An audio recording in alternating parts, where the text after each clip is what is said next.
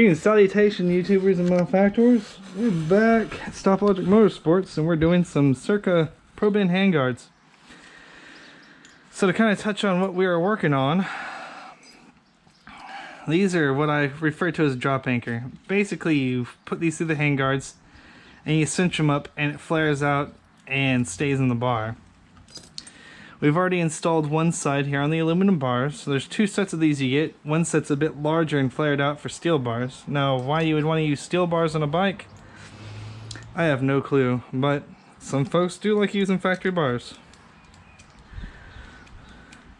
Anyways, another thing to bear in mind with these Cyrca Pro Bins is they want to use self-tapping screws to attach the guards and such. Try and do that by hand. The screwdriver is very tough, so I'm going to use my powered screwdriver, my Ryobi, to finish that deal off. Another thing to bear in mind when you're doing this is that they sell bar-specific guards. So Cyrca will not sell you the guards with your bars. They have one that's set up for every single type of, well, for a variety of bars. But like we have the Pro Taper contours, the Cyrca, I guess, bar mounts you would get for this would be the Pro Taper 2008 and up. If you have classic Pro Taper bars on your bike still, then the 2007s and older will be what you use. But from what I gather, every single bar configuration has a guard that'll fit. And honestly, so far I'm pretty impressed, having used China guards a lot lately. It's pretty good fit and finish. Now while you're doing all this, you don't want to cinch everything down beyond tight, because you still got to wiggle everything into place. Got to attach everything. So you get this like a little bit beyond hand tight. And once we do one side, I'm going to go ahead and kind of stop there, because to do the other side is basically the same exact steps again. You make sure you select the right drop anchor. You cinch the drop anchor down, or the cone down to the drop anchor as you've ran that bar through, or bolt through there. Slap it in there, slightly tighten it up, and start setting everything.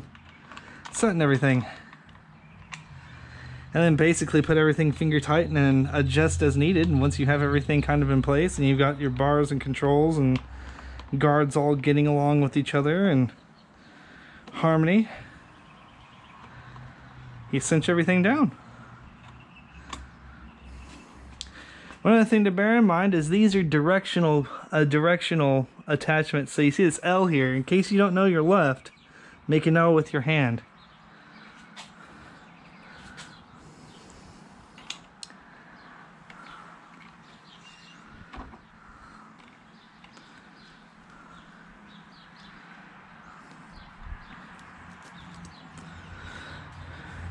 Run a little bit of thread locker on all of these.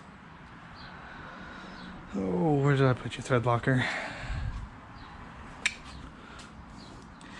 And I wish I was doing my Seat Concepts seat, but apparently FedEx couldn't put 2 boxes in the truck yesterday. Very unfortunate. So I'm waiting till Tuesday or Wednesday to finally get my Seat Concept seat I've been waiting 6 weeks for. We're also going to do another video when I put on the tires.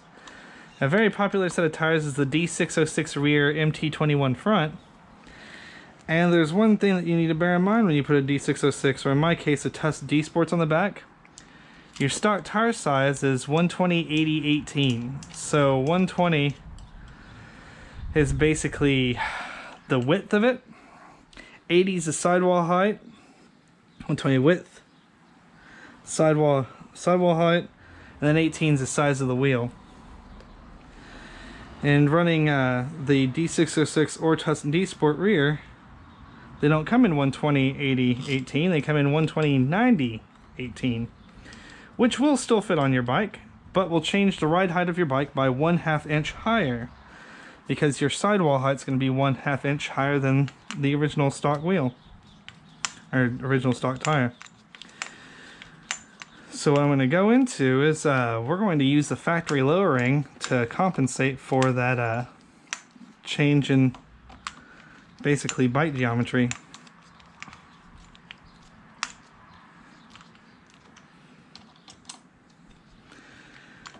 So when putting on these guards, honestly everything just kind of made it up just fine. I'm so unused to this. I'm used to fighting China guards where I'm like you know, having to figure out if I'm going to have to cut my cables to get the guard to fit. So far I'm very impressed with this Cyrca product. So I'm going to do even turns top and bottom, alternating inside-outside bolts. Kind of like when you're doing triple clamps on a bike.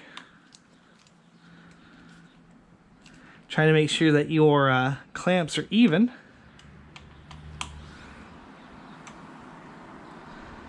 And all this will be basically slightly better than hand tight. And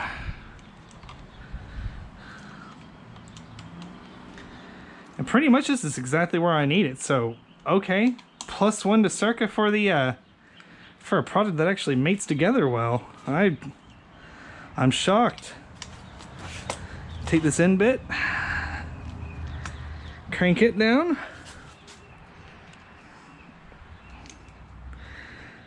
That'll cinch it up in the bar nice and tight. So far that's not going much of anywhere. And then we just grab this bit in a 12. I believe it's a 12. Oh, it's a 12.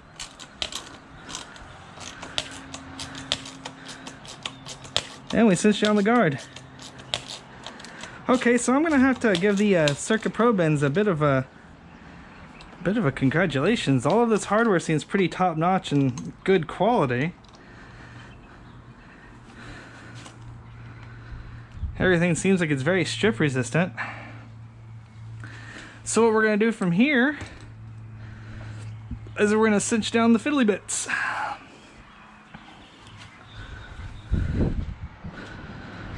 So I'm going to take a moment to find my cordless drill and the proper fitting. We'll be right back and we're going to finish this one handguard, and basically if you want to install the other one, it's the same exact procedure. I'll make sure to turn back on if I have any sort of issue so you guys can see any potential difficulties using this set of guards. And we're back. We're just going to pick the screw that best represents what I'm trying to do here. Ooh, that's a nice tight fit. So we're looking at a Phillips head 2. Now when you're doing any sort of attachment like this on a bike,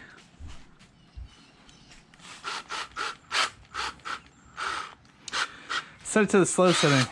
So you don't want to put it on super fast. You're not going to allow a lot of torque, and sometimes you'll get some weird effects. So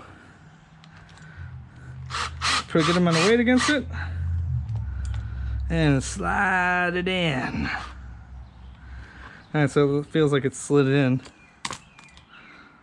Maybe.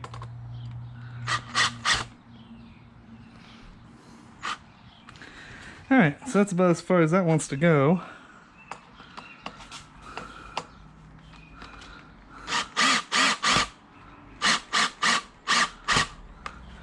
Alright. Double check and make sure this one is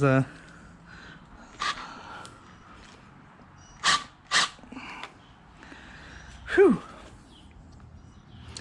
Alright, that's nice and in there.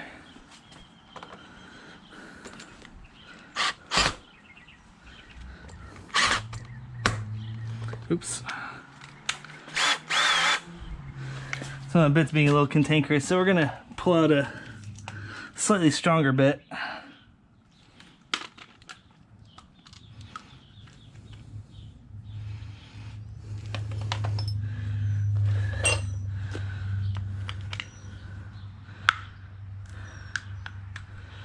Alright, and don't be afraid to get a slightly stronger bit if your bit's not biting the way you want it to.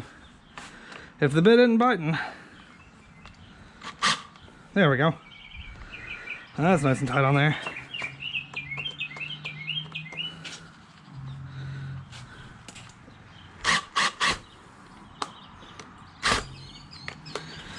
Alright, so that's as tight as that one wants to go.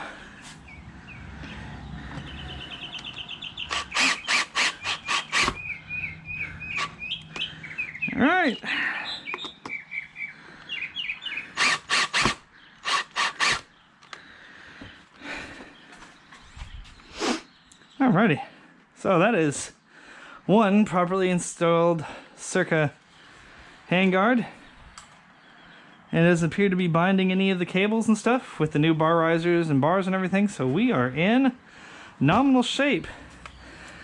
So we're gonna get this other side on, and if I run into any sort of difficulties, I'll make sure to cut you guys in and get to witness my failures real time.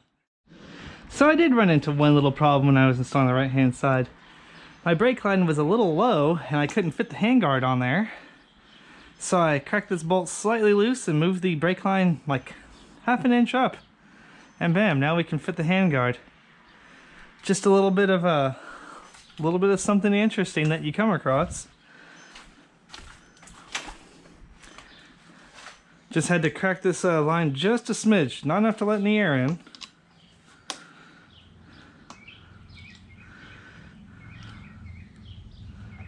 And we're going to try and get it equal with the other side. Make sure we're not rubbing against anything here. And the same process as the other side. Tighten as evenly as possible. So we're going to cinch down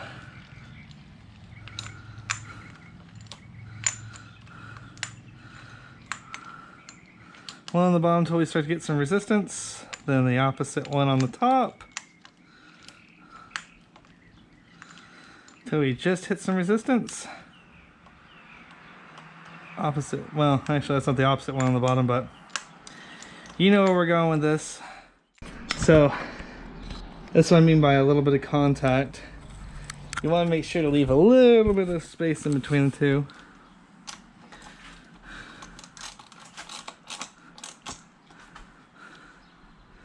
Alright, everything's Loctited, nice and tight. Got the handguards ready for me to bolt the rest of the way on. So we're gonna get my 10mm. I readjust that lever just a skosh.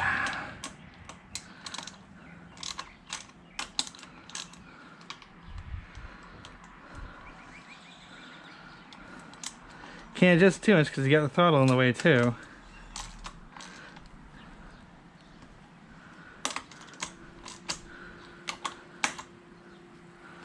Make sure it's binding. Not binding, we've got space. It's a little tight, but it's not binding. And notice I ran my wires underneath the probe in because it wouldn't have made the trip. That's all nice and tightened. And I'll do the rest of the stuff like all my vibration stuff. That's something interesting enough to warrant a recording. So we got space, we got time, we got opportunity, and we have enough wire and cable slack to keep our cable overlords happy. Though I am a little worried about the amount of rub that we have on this brake. I probably am going to have to flip that upside down.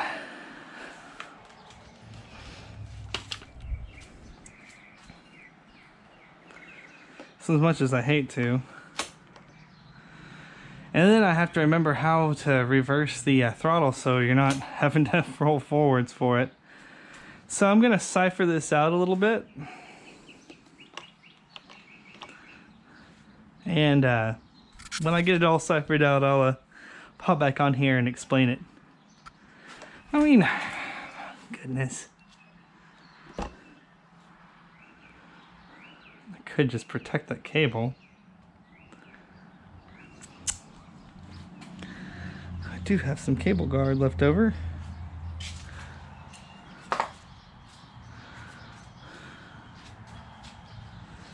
Yeah, I'm just going to protect the cable there. I'm going to see how that works for a bit. A little bit of flexible plastic conduit. Don't use this stuff on exterior wiring in your house. Got to use outdoor rated stuff. So there we go. Now we got some protection against that. Got a little slide there. Got a little electric slide. So we'll see how that works, and if the cable starts having some real issues, then we'll replace it and flip-flop it. In the meantime, if you find this content useful, or you like it, or you're just simply bored and looking for an excuse to watch a guy poorly wrench on his bike, feel free to hit that subscribe button and the bell and all of that other googly stupid stuff that they ask you to do to, you know, find your content. Or if you don't like the content, feel free to lampoon me or otherwise criticize me harshly, and I also accept payment in attaboys. In the meantime, see you on the next one.